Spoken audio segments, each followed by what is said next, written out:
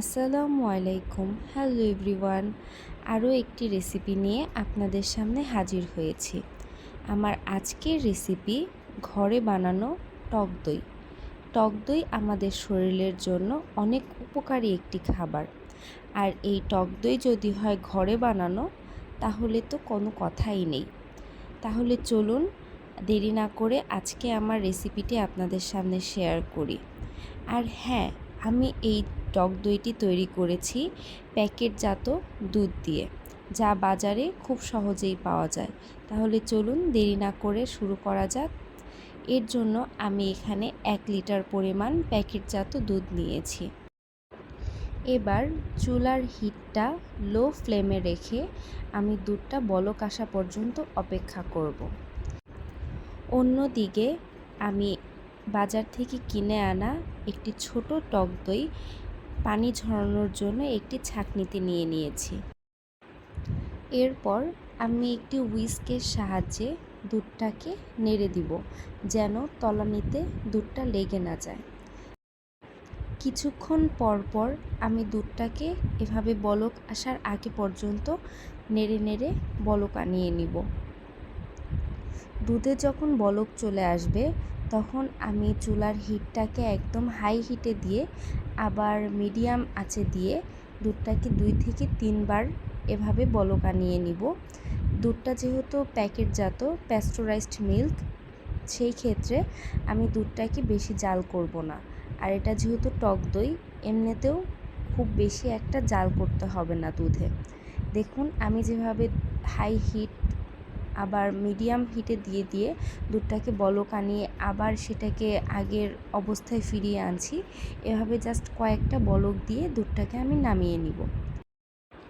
এখানে পুরোটাই আমি একটি আনকাট ভিডিও রেখেছি, যেন আপনারা দেখে বুঝতে পারেন আমি এখানে ঠিক কতটা বলক দিয়ে দুধটাকে নামিয়ে নিয়েছি। এভাবে কয়েকটা বলক আসা পর্যন্ত আমি অপেক্ষা করব এবং আবার চুলার হিটটাকে লোতে দিয়ে আবার কমিয়ে দিব। এভাবে আমি দুধটাকে বলক আনিয়ে দুধটাকে চুলা থেকে নামিয়ে নিব।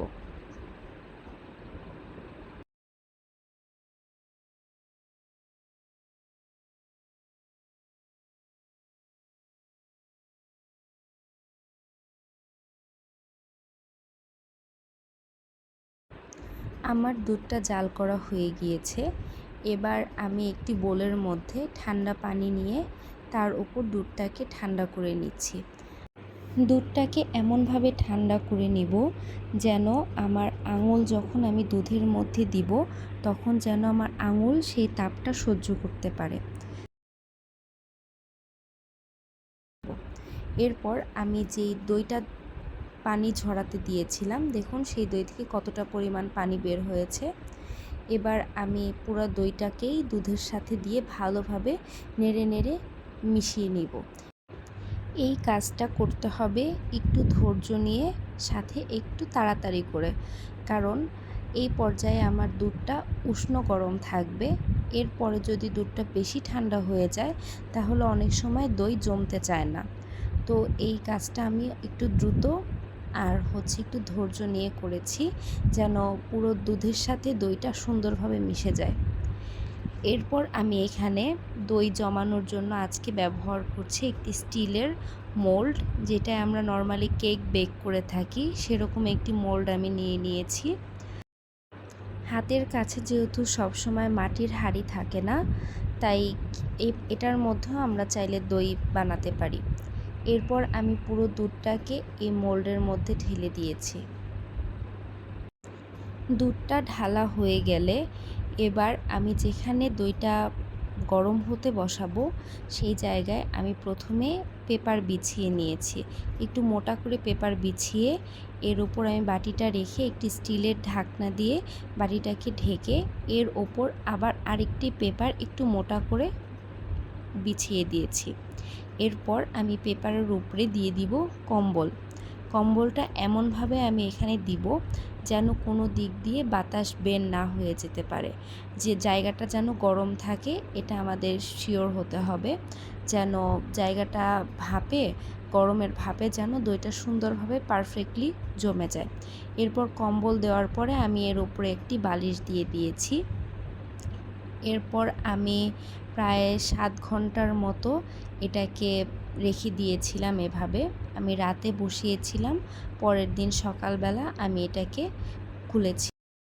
আরও একটি জিনিস খেয়াল রাখবেন, যেই ঘরে দই বসাবেন সেই ঘরে যেন কোনোভাবেই ফ্যান না চালু করা হয়।